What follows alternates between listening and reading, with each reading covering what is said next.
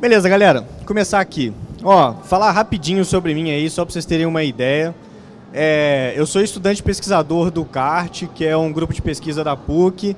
Isso quer dizer basicamente que eu sou muito pobre, que pesquisador não ganha nada. E graças a Deus a Monetize me adotou e eu tenho algum jeito de alimentar minha família. Eu sou campeão da 9ª Maratona de Programação Paralela, que é considerado o Campeonato Brasileiro de Programação Paralela. Esses eram patrocinadores, então é um campeonato legal. Eu também sou palestrante em vários eventos, palestro muito no RoadSec, que é um evento de hacking, e palestro muito lá na TinoWare, também já palestrei lá, Extreme Security, entre outros eventos. Então eu gosto muito de disseminar conhecimento. Que nem eu falei, eu trabalho na Monetize, é uma empresa de gateway de pagamento, quem quiser entrar, monetize.com.br, e ver lá o que a gente faz. E aqui eu vou dar praticamente uma aula, uma passada geral de um tópico extremamente importante para quem programa, para quem gosta de jogar, para quem entende de computador, para quem é geek, que é a computação de alta performance, que tá intrínseco na gente. Esse negócio se AMD contra Intel, será que é bom muito núcleo, pouco núcleo, como é que isso funciona, enfim, vou passar uma pincelada geral aqui para vocês entenderem como é que você programa para 8 núcleos, por exemplo. Então, de cara, você já tem que ter uma noção que se eu tenho 6 núcleos e se eu programo... Quem programa aí? Quem que faz código aí? Então, alguém faz código paralelo? Então, tem 3 ali, mais ou menos, e muita gente levanta a mão. Então, assim, todo mundo que não programa paralelo está programando para um núcleo só. É quase isso, saca? Algumas aplicações ela paralisam automaticamente, mas é muito raro. Mas, geralmente, você está subutilizando muito os recursos computacionais que tem disponível para o seu uso. Se você faz algum tipo de cálculo massivo, principalmente. Então, quando você programa paralelamente, você usa todos os núcleos ao mesmo tempo. O que é núcleo? Núcleo nada mais é do que uma cópia descarada do mesmo processador dentro de um chip só. Então, aqui eu estou falando que tem 6 processadores. Por isso que quando eu programo para um processador só, vai rodar num processador só. Quando eu programo paralelo, vai rodar os 6 ao mesmo tempo, fazendo tarefas menores para completar alguma coisa maior. Então, depois eu vou explicar melhor, mas basicamente quando você programa não paralelamente um jogo, vai acontecer isso que acontece no World of Tanks, onde tem uma CPU mandando bem e o resto fica só olhando e tipo, vai lá, velho, roda o jogo aí, mano. Saca? Em 5% de uso, saca? Aí o ruim é que essa CPU aqui geralmente começa a superaquecer e no final acaba dando merda. Entendeu? Então assim, programar para um núcleo só geralmente é muito ruim. E aí, porque os outros núcleos vão ficar simplesmente subutilizados. Você comprou um AMD de 8 núcleos e, cara, você está usando ele um núcleo só. Então, pesquisem sobre programação paralela, que é muito legal. Não tem jeito, é desde uns 8 anos atrás que os processadores começaram a ter mais de um núcleo, a galera precisou também de programar para mais de um núcleo. A computação de alta performance ela é basicamente separada em computação paralela, que é o que eu acabei de explicar, e a computação distribuída, onde você usa vários computadores paralelos ligados por um barramento para se comunicar. Eu vou explicar melhor depois. Então, a computação paralela, ela utiliza um sistema computacional que utiliza a memória compartilhada. Então, todos esses núcleos ele tem a mesma memória principal. Você pode ter 8 núcleos no seu AMD, 4 núcleos no seu Intel, você vai ter a mesma memória. Os 4 vão usar a mesma memória principal, a sua DDR3 e a sua DDR4 lá. Então, é uma memória que a gente chama de memória compartilhada, onde todos os núcleos acessam a mesma memória. A computação paralela também separa em mais 2 vertentezinhas, que eu vou explicar, que é basicamente CPU e GPU. Porque GPU também tem vários núcleos, a memória compartilhada, então se encaixa em computação paralela. Eu vou explicar que é muito paralelo, que a coisa fica mais feia ainda. No caso do MIND, que é várias instruções e vários dados, então a CPU consegue executar uma instrução no núcleo enquanto está executando uma outra instrução diferente no outro núcleo. Então eu consigo somar no núcleo e ao mesmo tempo estar multiplicando no núcleo, dividindo no outro núcleo. Eu não tenho restrições em relação ao que eu posso fazer. Eu posso fazer o que eu quiser. Já a CPU não. Ela trabalha sobre múltiplos dados, ou seja, cada pixel da imagem que ela está usando, que ela está renderizando, por exemplo, na imagem de um jogo, mas ela usa uma instrução só. Então, por exemplo, eu quero deixar uma imagem mais clara. Eu vou somar um tanto, em cada pixel da imagem eu vou somar um bocado para ela ficar mais clara. Então vai ser vários dados diferentes, que são vários pixels diferentes, mas vai ser a mesma instrução, que é somar. Entendeu? Então quando eu quero calcular sombra, calcular o que for, o cálculo computacional que eu precisar de fazer, eu vou fazer a mesma coisa em vários bytes e pixels ou cenas diferentes para mim fazer isso. Agora eu vou explicar por que difere os dois. Porque no final das contas eles são bem parecidos. O MIND, que é o Multiple Instruction Multiple Data, é uma representante da CPU, vários núcleos, cada núcleo dele é muito complexo. Então, vocês já viram GPU como é que é mesmo? GPU tem aquele negócio grandão, né? Mas o chip da GPU, igual aquele chip da CPU que você instala que é um quadradinho, a GPU é a mesma coisa, é um quadradinho lá no centro, entendeu? Então, é mais ou menos a mesma coisa, em questão de espaço, em questão de ideia. Não é nada gigante, não é uma CPU gigante, não. A CPU tem o mesmo tamanho, só que com vários coolers ali para poder resfriar melhor e vários outros componentes mais complexos. Então são vários núcleos, geralmente 6, 4, 8, 2, 16, já vi até de 32 alguns íons. E esses núcleos são muito rápidos e eficientes. Então eu vou mostrar aqui que uma GPU pode chegar a 2.000 núcleos. Como é que uma GPU tem 2.000 núcleos no mesmo espaço que uma CPU tem 8? Por que a CPU não tem 2.000 também? Por causa que os núcleos da CPU são extremamente complexos, eles são rápidos demais. Você pode ver que sua GPU ela tem 1 GHz, uma GPU muito boa. Seu CPU tem 4 GHz. Né? Então, a CPU ela é melhor em fazer dados não tão paralelos, né? Que você não precisa de dividir tanto, só que muito rápido e extremamente eficiente. Esse é um exemplo de servidor com computação paralela, onde ele tem uma placa-mãe com 4 sockets, então você consegue instalar 4 processadores na mesma placa-mãe. Sei lá, um processador de 32 núcleos que você coloca aqui, 4 deles, vai acabar virando 128 núcleos de processamento, sem contar vários barramentos de memória. Então não é incomum você ver esse tipo de placa-mãe em um servidor. Esse tipo de servidor é um servidor MIND de programação paralela, 128 núcleos. Esse aqui é um outro exemplo, que já são 1, 2, 8 sockets. Cada socket aqui é resfriado por cobre. Esse cobre aqui provavelmente liga a algum sistema de resfriamento, algum radiador, algum watercooler, alguma coisa. E essa porrada de banco de memória aqui nas laterais para poder entregar bastante espaço de armazenamento de dado útil. Agora o SIND, que é muito interessante, cara.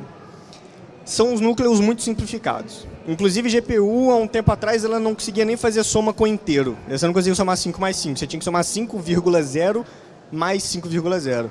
Que ela não tinha a unidade que a gente chama unidade de ponto inteiro. Só tinha unidade de ponto flutuante, que é o que constitui a maioria das imagens de cenas de jogo e etc.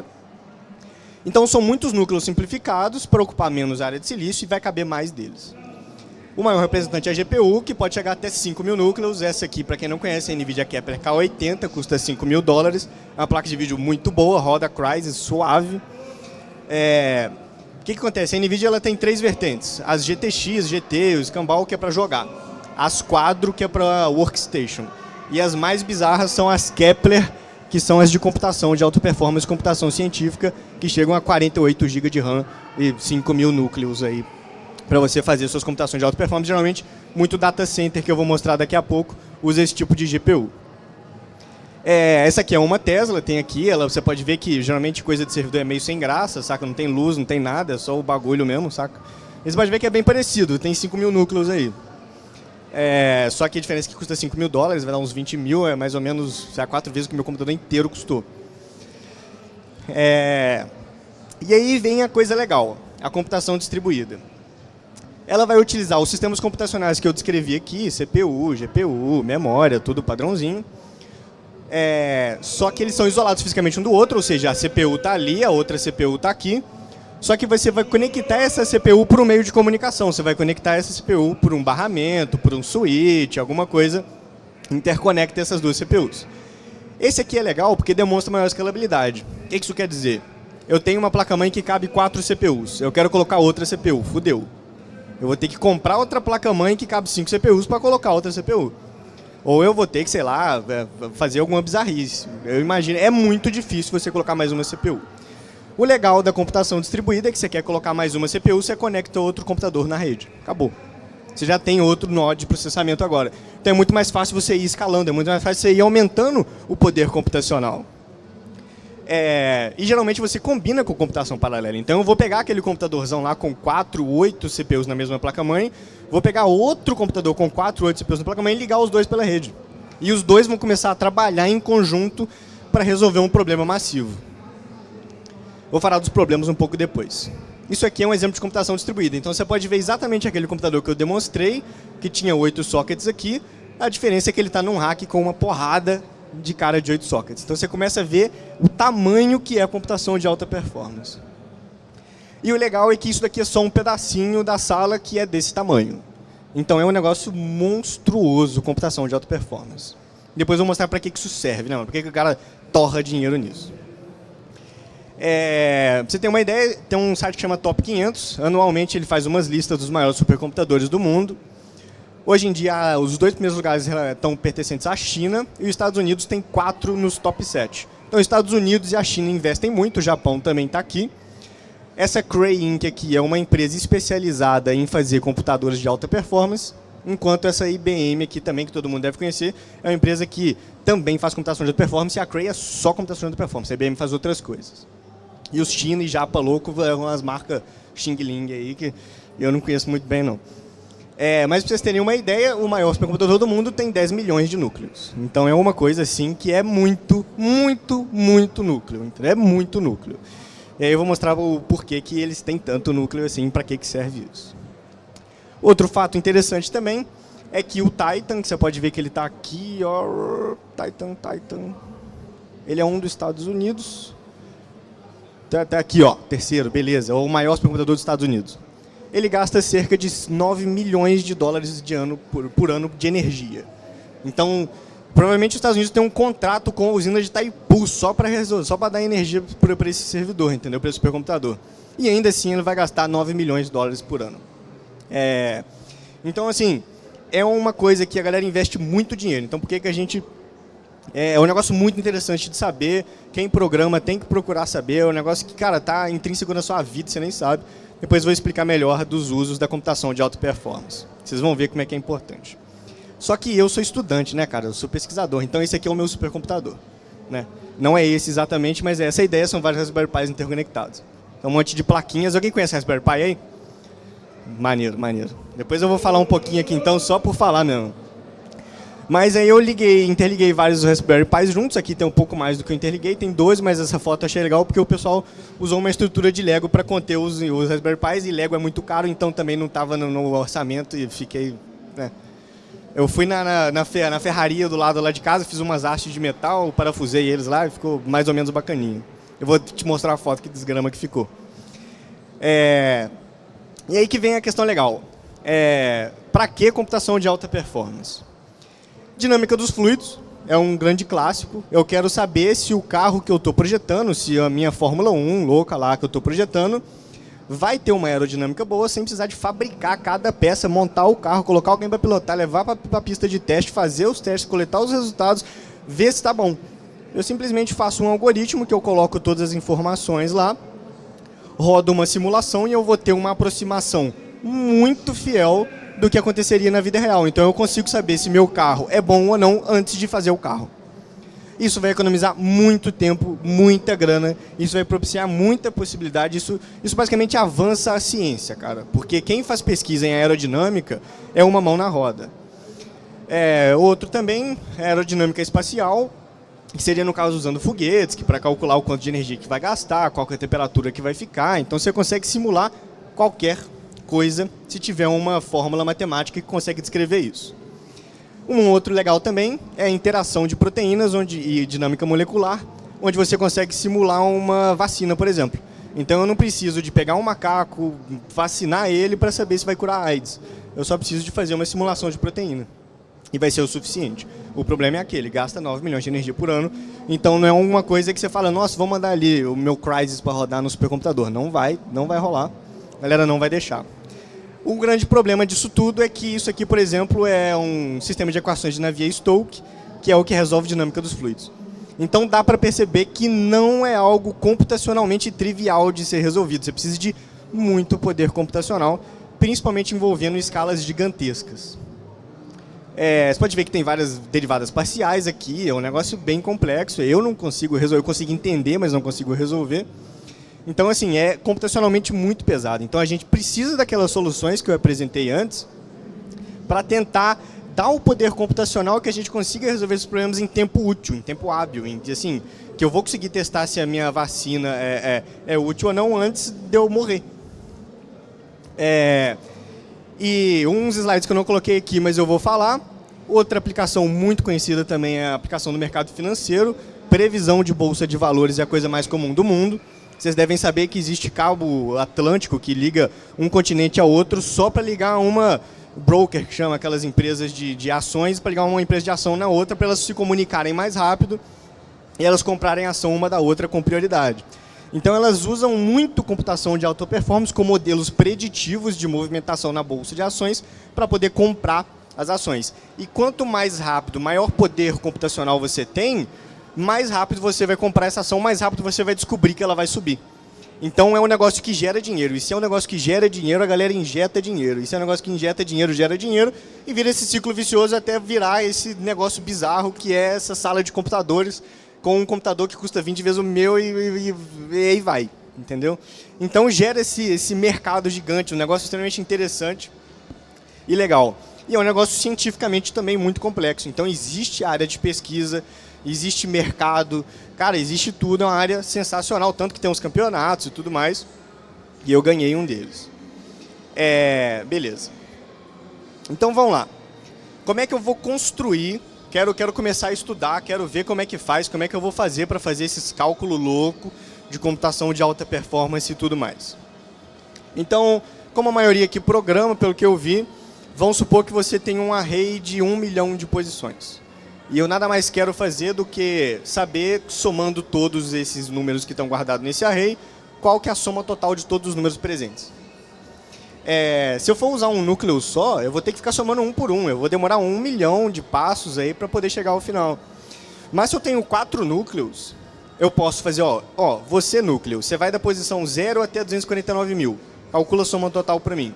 O segundo núcleo calcula de 250 mil até 499 mil, 500 mil a 749 mil e 750 mil até 999.999, porque o array começa com 0, então tem 999. Então, no final das contas, cada núcleo vai calcular o seu pedaço. E no final eu calculo a soma dos 4 pedaços. Então, eu transformei uma coisa que eu teria que fazer 1 milhão de passos em 250 mil. Ou seja, eu deixei 4 vezes mais rápido.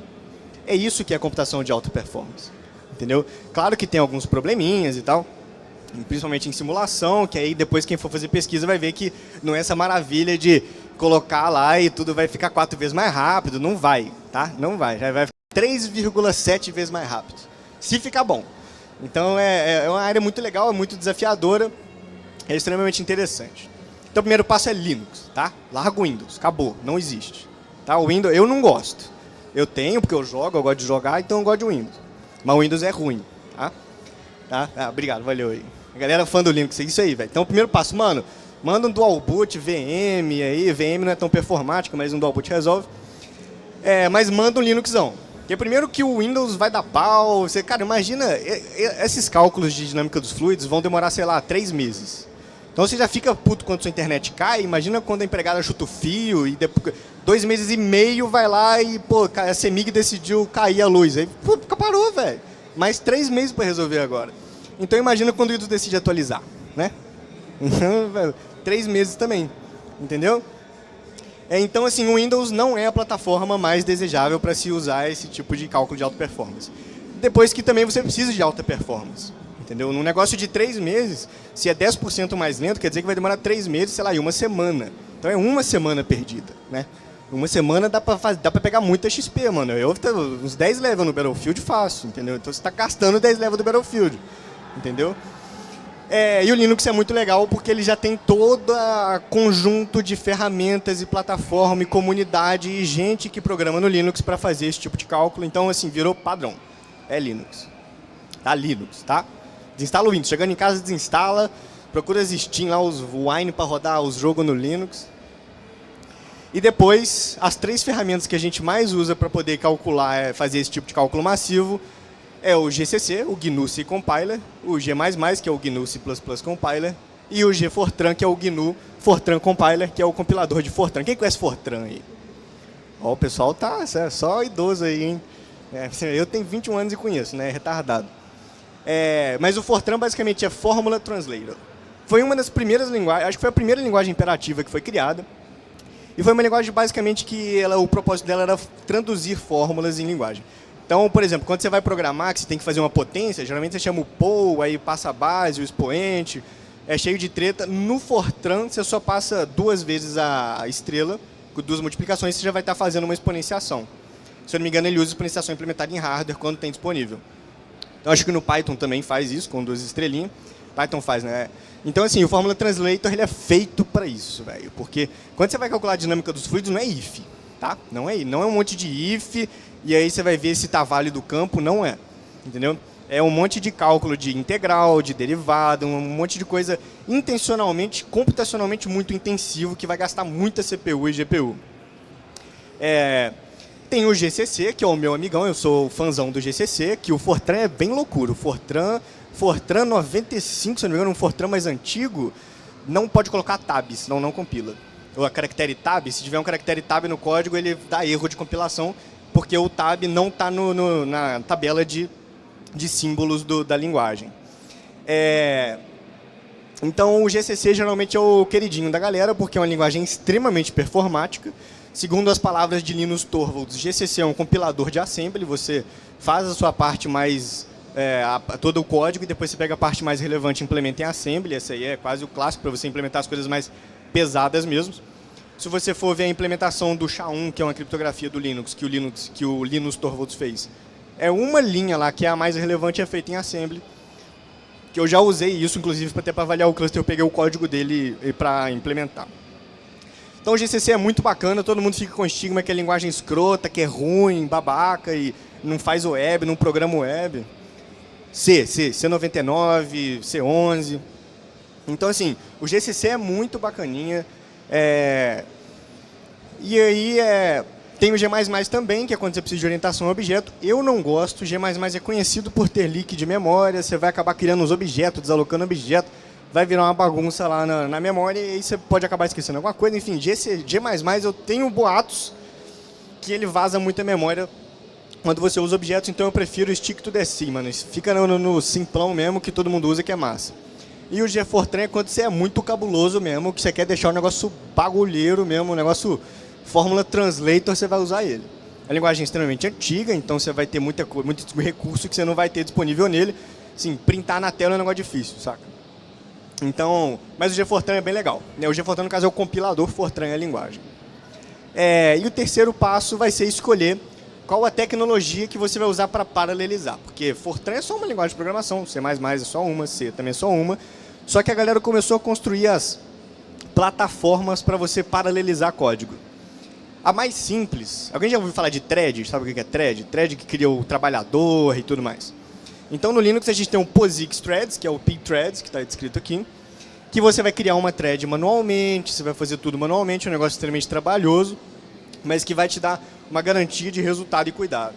Só que, como o software ele tá tendo muita dificuldade de acompanhar o hardware, né? Você pode ver que a gente tem hardware muito bom hoje, a AMD com 8 núcleos e fica 60% de utilização.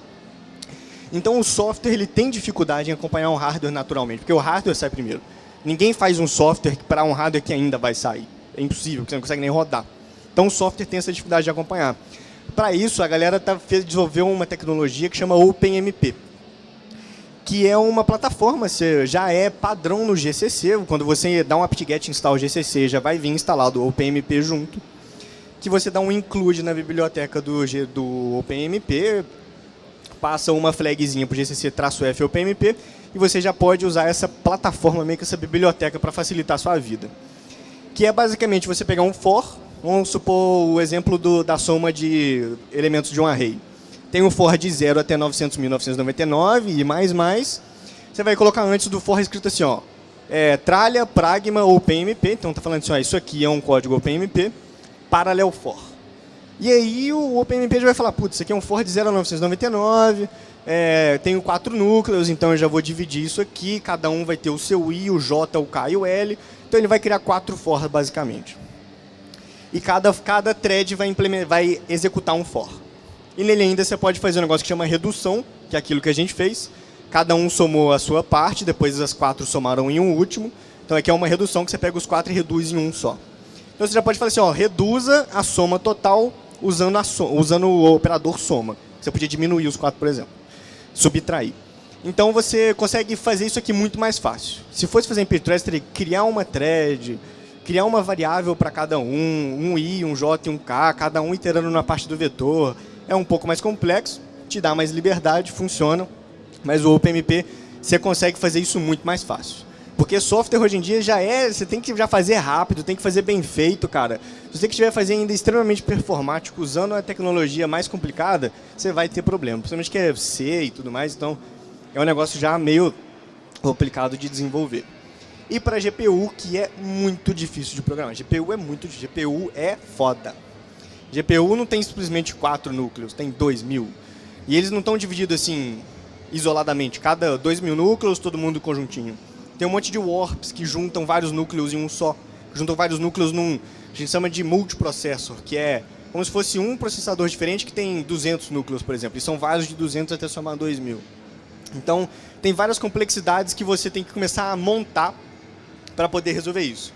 Sem contar que você vai ter que trabalhar com matriz na maioria dos casos. Não vai ser array de uma dimensão, que é imagem, que é jogo. Muitas vezes GPU é usado para isso.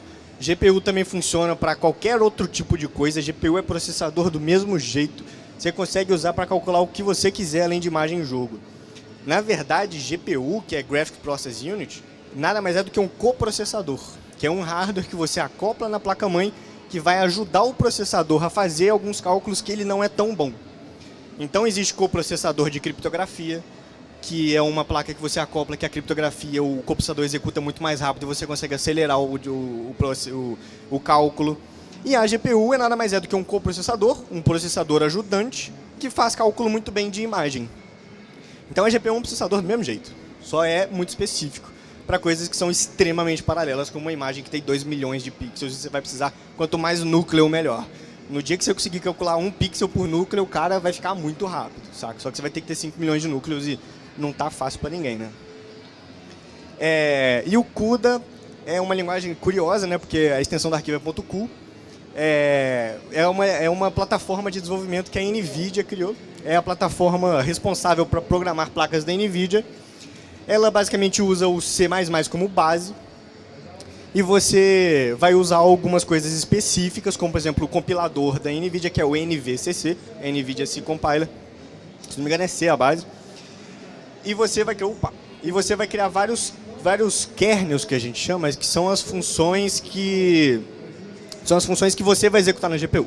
Por exemplo, deixar a imagem mais brilhante. Aí vai ter uma função, você define a função, function, deixar mais brilhante, pega cada posição do vetor, blá, blá, blá, bonitinho, e isso vai ser chamado quando vai ser executado. Qual que é o problema da GPU, velho?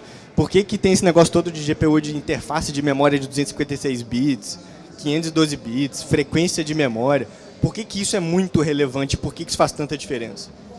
Porque a GPU não usa a sua memória principal para fazer cálculo. Ela não usa DDR3, DDR4, aquela pente de memória que você colocou na sua placa-mãe. Aquilo ali, a GPU não tem acesso direto. Ela não vai usar aquilo para fazer os cálculos que ela tem que fazer. Então, quando você está programando para uma GPU, a primeira função que você chama CUDA main copy, se eu não me engano. Que você passa qual GPU, que você pode ter mais de uma, e você vai passar o vetor, por exemplo, que você quer trabalhar, que é uma matriz, uma imagem, etc., que você vai trabalhar em cima dela. Então, cara, você vai ter uma grande perda de tempo, um grande overhead só de passar a imagem da memória principal para a memória da GPU, que é aquela que você vê de 2 GB, 4, 8 GB, as maiores aí tem 8 GB. Então, assim, você tem uma perda muito grande. Esse 256 bits é o tamanho do barramento da memória, 512 bits, que vai melhorar a comunicação.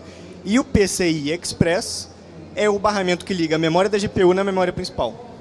Então, por isso que o PCI Express 3.0, o PCI Express X16 é muito superior aos outros. Porque você consegue fazer essa transferência da cena, do jogo, da imagem do Photoshop, muito mais rápido para a memória da GPU, para então a memória da GPU começar a processar essa imagem, passar o filtro do Photoshop, calcular as sombras numa cena, para no final a GPU ou devolver para o monitor ou devolver para a CPU esse vetor.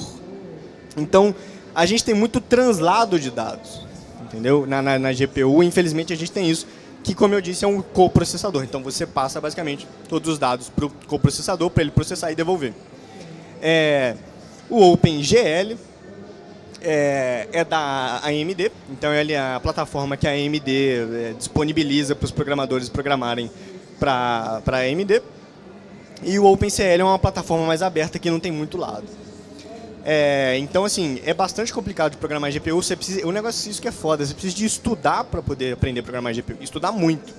E só praticando que você vai começar a ficar esperto, cara. Porque, geralmente, a GPU tem 2.000 núcleos, e aí o que ela faz? Eu quero aumentar o brilho de uma imagem. Então, eu vou pegar 2.000 pixels, aumentar ele. Eu vou pegar mais 2.000 pixels, aumentar o brilho dele. Até completar a imagem. O problema é que a imagem não tem um múltiplo de 2.000 pixels. Vai acabar sobrando por causa de pixels, tipo 1.300 pixels. Como é que eu atribuo 1.300 para 2.000, por exemplo? Não é um negócio tão trivial. Então você tem que fazer várias... Opa, se a imagem não tiver o tamanho total, eu tenho que fazer um if para não passar da borda, porque senão eu vou começar a somar coisa para lá da imagem. Então, é um negócio que você tem que ter muito cuidado, você tem que ter muito cálculo do tamanho do que você está passando, do tanto de núcleo que você tem. Você tem que conhecer o seu hardware, praticamente. É o mais interessante. Não precisa, mas é o mais interessante é conhecer o seu hardware. Então, assim, é um negócio muito complicado de programar, mas é muito legal porque deixa muito mais rápido em alguns casos, e é por isso que você pegar uma CPU para rodar um jogo, cara, quase desiste do negócio, entendeu? É uma tristeza. E o quarto passo, até aqui a gente só fez programação paralela. Até aqui a gente só programou paralelo, a gente só fez ficar mais rápido, 4 vezes mais rápido. Mas agora imagina que eu tenho 12 computadores, cada um com 4 núcleos. Eu ainda vou ter que pegar esses 1 milhão de números, separar cada pedaço para os 12 computadores, para quando chegar esse pedaço para os 12 computadores, ele separar em 4. E isso daí vai dar um total de 48 vezes mais rápido, que é o que eu vou mostrar com o cluster. E o OpenMPI é a biblioteca padrão para você fazer isso. Existe a biblioteca não padrão, que é usar socket, que é usar conexão pela internet. Você vai criar um servidor, aí você vai conectar nele e mandar os dados. O negócio é extremamente arcaico. O OpenMPI você vai usar para ele coordenar esses computadores. Então vai ter um coordenador, geralmente você fala o ID igual a 0, se o ID for igual a 0, eu sou o coordenador, e aí eu vou pegar o array, separar pedacinho em pedacinho, distribuir para todo mundo calculou a soma dele, o pedaço dele, eu vou pegar de volta cada soma, vou somar cada uma dessas somas e dar o resultado final. Então ainda vou ter que distribuir esses dados. O OpenMPI é a plataforma padrão para ser usada para distribuir os dados. Então todo mundo já sabe como é que faz. Vai chegar em casa, colocar no Google Linux. Quem não colocou, tá errado, tá? Quem programa e não sabe o que é Linux, tá errado, tá? Né? Minha opinião, quem dera se fosse alguma coisa importante, né? Eu imagino que ninguém tá nem fudendo para minha opinião, mas, sei lá, quem tiver, mano, olha o Linuxão que é maneiro pra caramba. Olhar sobre o GCC, Gema+, GFortran, que são, assim, ferramentas que nunca vão morrer, tá? O Linux é feito em GCC, boa parte do Windows também usa C, não exatamente o GCC, o Mac compila C, que é o LLVM. Então, assim, são ferramentas que elas vão ter uso o resto da vida. O GFortran o mesmo. Enquanto você precisar de calcular a dinâmica dos fluidos, enquanto você precisar de calcular simulação de dinâmica molecular para poder descobrir se uma doença vai se infectar em quanto tempo, você vai usar GFortran. Então, eu imagino que nunca vai morrer. São tecnologias extremamente interessantes de serem estudadas e funcionam muito bem, tá? O GCC, inclusive, eu amo. Quando você começa a olhar projetos da comunidade lá do GitHub, você dá um git clone, manda compilar, velho, makefile, velho. Você não tem noção, você começa a redescobrir programação praticamente quando você começa a entender de ponteiro, makefile. Você começa a programar pelo editor de texto e o terminal. Mano, você fala assim, velho, hoje em dia eu comecei a programar GCC, eventualmente você tem que usar o editor de texto e o terminal para programar. Até em Ruby, hoje em dia, eu programo no editor de texto e terminal, saca? Então, velho, depois que você manja de largar a IDE, fica muito legal. Fica muito legal, as coisas ficam mais rápidas, mais fluidas, é mais fácil de trabalhar em equipe. O negócio é, mano, makefile, editor, terminal, você vai ver que existe um mundo além das IDEs, velho. E, falando agora sobre o Raspberry Pi, para quem não conhece, é uma plaquinha mais ou menos do tamanho da sua mão. Então, quando eu fui montar o cluster, eu procurei algo barato, eu achei ele, né? E, além de barato, ele também é muito bom. O legal dele, não é todo mundo que sabe, Ele, tá vendo esse chipzinho aqui? Eu não sei se dá pra ver o detalhe, mas são 2 chips um em cima do outro. Então é memória e processador um em cima do outro. Então para ocupar menos espaço, em vez de eu ter um quadradão aqui e outro aqui, para ter menos espaço ainda, você coloca um em cima do outro. Isso a gente chama de fabricação 3D, que você, além de fabricar coisas só no plano XY, você começa a fabricar as coisas uma em cima da outra também. Então, é um processo de fabricação muito interessante. Os processadores são da ARM. Quem já estudou arquitetura 1 aí sabe que RISC é extremamente legal, que é uma briga meio com RISC e CISC e tal. RISC é legal, então é um processador bastante razoável.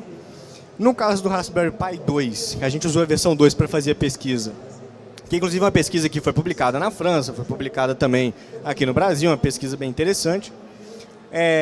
Tem 4 núcleos, esse processador aqui. Ele tem 1 GHz, não é muita coisa, mas você pode ver que ele não tem nenhum cooler ou dissipador, então fazer um overclock nele é trivial e tem uma ferramenta embutida nele para fazer overclock, então não é nada de tipo, nossa, vou fazer overclock, não. Só vai estar mudando a frequência mesmo.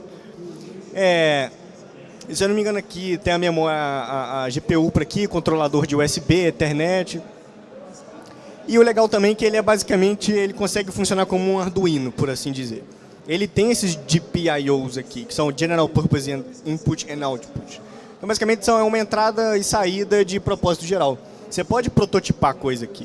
Então, ele também é usado como um hardware de prototipação mais avançada, onde você precisa de mais poder de processamento que um Atmega 328P, que tem um núcleo de 8 MHz. Que, no caso, é o Arduino Uno, tem um Atmega 328P.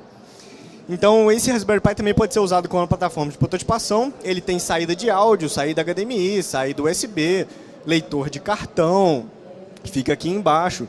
Você pode conectar a câmera através desses barramentos aqui.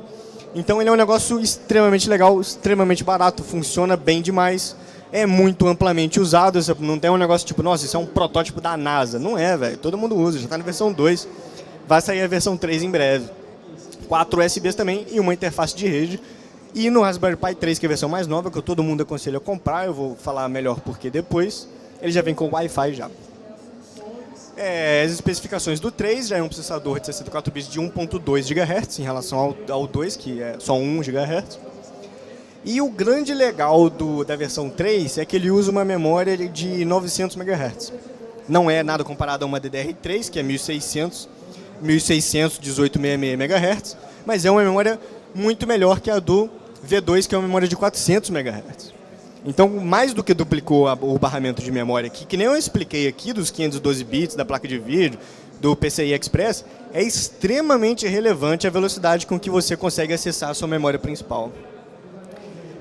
Os dois têm interface Ethernet 10/100, o que eu cito na minha pesquisa que é um drawback, né, uma desvantagem, porque quando você conecta 12 e os 12 estão se comunicando, você vai precisar de um barramento de interconexão mais robusto, como 1 gigabit.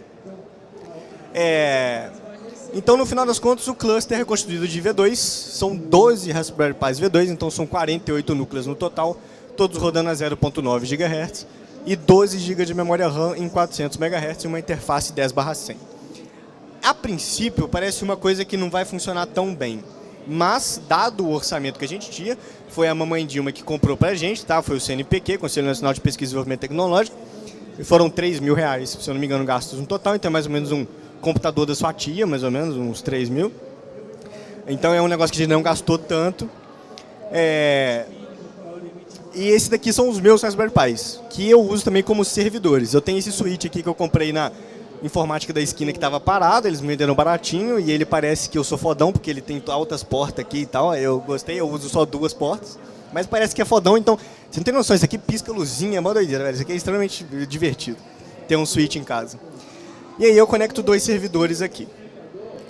Eu chamo de servidores, mas é um negocinho que cabe na palma da minha mão, no caso 2 mãos, né? Mas o interessante deles, não gasta nada de energia, quase nada, cara, comparado ao computador convencional. Então, a minha mãe, antes, ela reclamava pra caralho quando eu deixava meu computador ligado. Hoje em dia, não. Mas eu já saí de casa também, já. E outro bom também que não faz barulho. Você não precisa de esfriar.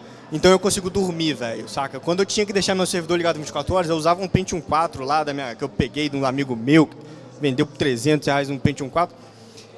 Era muito barulhento, cara. Cooler é muito barulhento, o computador ele vai gerar ruído, não tem jeito. Então ele não faz barulho nenhum, fica ligado 24 horas e não gasta energia. Você quer mais o quê, mano? Saca? O negócio é lindo para usar como servidor, saca? E você não precisa de pagar nada na Amazon, não tem nenhum custo mensal, além de um pouquinho de energia.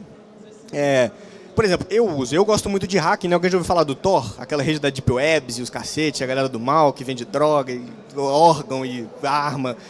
Então, o Tor é uma rede de alto anonimato que você consegue proteger a sua identidade na internet com 99,5% de eficiência. Então, ninguém vai saber quem você é, que está acessando. E aí, velho, é aquele negócio, toda arma é uma faca de dois gumes, né, mano? Tanto vai ser usada para o bem, ou seja, o Edward Snowden, que vai fazer os leaks dele na Wikileaks, lá ele vai publicar protegendo onde ele está.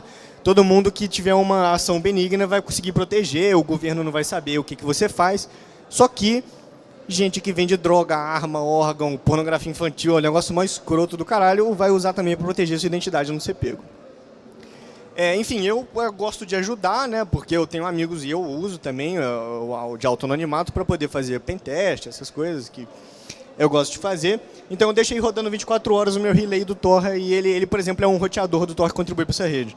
Eu deixo também muito site de desenvolvimento, então quando eu faço algum projeto para minha tia, para o blog dela, eu deixo online aí. Aí eu vou, tia, tá vendo? Tá legal, tá ficando legal, eu mando o link para ela. Então, o negócio é extremamente relevante. E é muito barato, então é divertido, é legal, é um negócio da hora, saca? E aí eu também fiz o meu servidor, olha que desgrama. Isso aqui foi a melhor foto que eu consegui, tá? Eu sou um pouco retardado.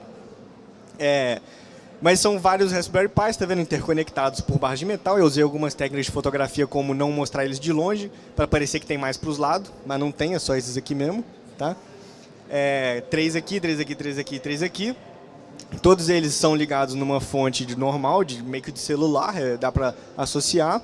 E são ligados para uma interface de rede 10/100 num switch. Aí o switch é de alta performance e tudo mais, que a gente fez questão de comprar um switch de alta performance, porque na verdade esse servidor tem o propósito final de simular redes, simular topologias. Então eu consigo fazer redes virtuais dentro dessa rede, que eu consigo saber, pô, se eu conectar todos esses servidores usando topologia estrela, será que fica performático? Usando topologia tal. Então, no final vai ser isso. Então tem um switch extremamente interessante lá, que com certeza não vai ser o gargalo. E é bonitinho. E aí vão lá os benchmarks. Vamos ver se roda Crysis mesmo, né? O primeiro benchmark que eu usei foi para fazer tabela de hash, que é basicamente um negócio feito para quebrar a senha de Wi-Fi, né? Então eu quis falar, pô, quanto que ele é rápido para quebrar uma senha de Wi-Fi. A primeira coisa que eu fiz foi pegar a implementação padrão, que é usado o OpenSSL, que é a biblioteca padrão de criptografia que você usa no Linux lá. Foi implementar manualmente, usando aquele código que eu citei do Linus Torvalds, que tem um assembly inline. E aí eu tive que só mudar o assembly de x8664 que ele programou para RISC, né, para ARM. Então eu só alterei o assembly, compilei, rodei, fiz os outros códigos que tinha que fazer além do SHA-1, e ele já ficou bem mais rápido. E aí só de paralelizar, isso aqui é de chaves por segundo. Eu consegui calcular 17 mil senhas por segundo, usando ele sequencial, e 60 mil senhas por segundo paralelo. Então você pode ver que não é 4 vezes, tá? 4 núcleos não é 4 vezes. Não vai acontecer 4 vezes, porque tem todos uns overheads que eu te falei da memória. Eu tenho que criar as threads, atribuir cada thread com cada variável, então eu vou ter um overhead. Quando a gente passa do 4 vezes, que a gente chama de pipeline superlinear, que o pipeline linear é quando você tem 4 núcleos e ficou 4 vezes mais rápido. Então é uma linha reta. Saca? É a mesma coisa. O superlinear é quando você passa de 4 vezes. Aí você já tem que duvidar do cara que está fazendo a pesquisa, porque pô, como é que você conseguiu ficar mais rápido que 4 núcleos? Então, geralmente vai ser isso aí. 3.7, 3.6, 3.8 vezes mais rápido, e a gente conseguiu aí. Agora, comparando ele. Infelizmente, eu fui estúpido o suficiente de comparar com 2 gigantes. Então, basicamente, esse aqui é uma placa-mãe com 2 Intel Xeon, que é um processador de, sei lá, $2.000 da Intel, e 2 deles na mesma placa-mãe, são 24 núcleos no total, de 3 GHz, hyperthreading e o escambau, com 64 GB de RAM, se eu não me engano. Então, é um computador extremamente excepcional. E o Intel Xeon Phi, que a Intel chama de Knight's Landing, que é quando o cavaleiro chega, mano, que o negócio é $10.000, que é o mais interessante, que pouca gente que é um negócio disruptivo, que é um coprocessador, mas que não é para imagem. É um coprocessador da Intel, ou seja, você conecta igual placa de vídeo no barramento ali, ele tem mais ou menos o mesmo formato. A diferença é que São vários Pentium 4, muito simples, só que são 60 Pentiums 4. Então, isso basicamente é um coprocessador de 64 núcleos da Intel. E ele nem sempre se mostra tão performático, então ele ficou mais ou menos igual 2 Intelzinho na mesma placa-mãe. Ele conseguiu superar por pouco, e ele conseguia calcular 1,5 milhão de chaves por segundo. Agora, passando do Raspberry Pi paralelo para o Raspberry Pi em cluster, a gente conseguiu passar de 60 mil para quase 600 mil, que é mais ou menos 10 vezes mais rápido. Então, 12 computadores acabou ficando 10 vezes mais rápido. Isso não é incomum, porque eu vou ter que passar o dado pela rede, eu vou ter que esperar, eu vou ter que reduzir o dado depois. Então, vai ter uma perdazinha. Entendeu? O interessante é que se eu colocar mais um Raspberry, vai pular para 640 mil. E se eu colocar mais um, 680 mil, e aí vai escalando. Até chegar numa barreira que a interface 10/100 vai se saturar e você não vai conseguir mais transmitir dado com performance. E aí o pessoal desses data centers bizarros com 2.000 mais computadores usam fibra ótica, usam barramentos extremamente performáticos. E no final das contas ficou mais ou menos assim. Esse aqui é um outro artigo, esse aqui eu publiquei no RoadSec São Paulo, que é um evento muito legal de hacking, quem quiser pesquisar vai ser muito bacana, vai ser em novembro, vai ser semana que vem. Foi uma pesquisa anterior que eu fiz, e essa pesquisa foi uma que eu publiquei aqui no Brasil, no Simpósio Brasileiro de Arquitetura de Computadores, que é considerado um dos maiores simpósios do Brasil, ele é internacional hoje em dia, nem chama mais Simpósio Brasileiro. Mas basicamente eu mostro aqui a performance, o speed up que a gente chama, é o quanto que aumentou de velocidade. Isso aqui a gente estava usando o NPB, que é o NAS Parallel Benchmarks, que são benchmarks, alguém conhece benchmark aí? É uns programinha que testa quanto que é rápido o bagulho, entendeu? Só que esse benchmark é da NASA, a NASA disponibilizou, não sei se você está acompanhando a notícia, mas a NASA disponibiliza uma porrada de coisa, ela disponibilizou os códigos do Apollo, e ela disponibilizou também o benchmark de dinâmica dos fluidos que ela usa.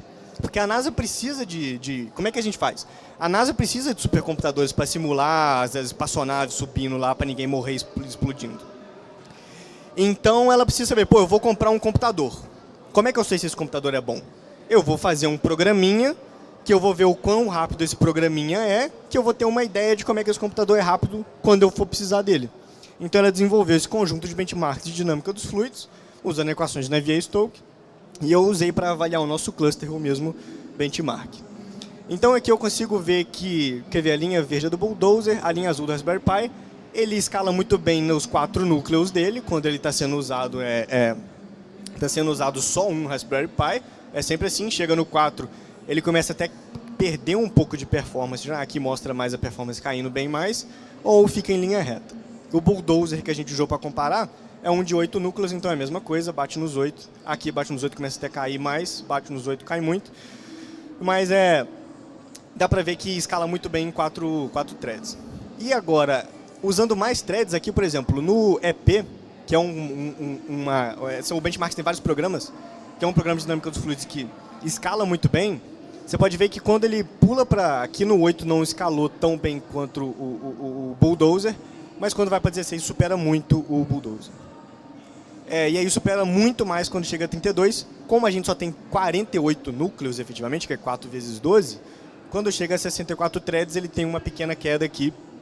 Ele, inclusive, perde performance, que quando você tem muito processo se intercomunicando, a rede acaba ficando saturada.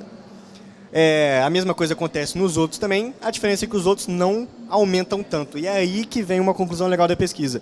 A interface 10/100 prejudica muito o cluster quando ele começa a aumentar muito o número de threads, que é muito processo se comunicando, passando dado pela rede. Então essa interface só de 100 megas não é 100% compatível com o nosso uso de computação distribuída. Mas a gente viu que com o custo que a gente gastou, a gente conseguiria talvez até superar o que você gastaria no Intel. E quando o Raspberry Pi, quando lançou o 3, eu fiquei ultra feliz, porque aumentou também a interface de memória, que eu também tinha colocado na pesquisa, que era um dos problemas. E quando chegar a interface de gigabit, provavelmente vai ser um ótimo hardware para se fazer computação de alta performance. E eu espero que vai ficar muito legal. Então, é isso aí. Eu espero que vocês tenham aprendido muito de computação de alta performance. Vocês pesquisem, comecem a programar paralelo, para não virar o World of Tanks, lá os outros núcleos ficam só olhando. E eu espero que eu tenha contribuído para a vida de vocês e é nóis, velho.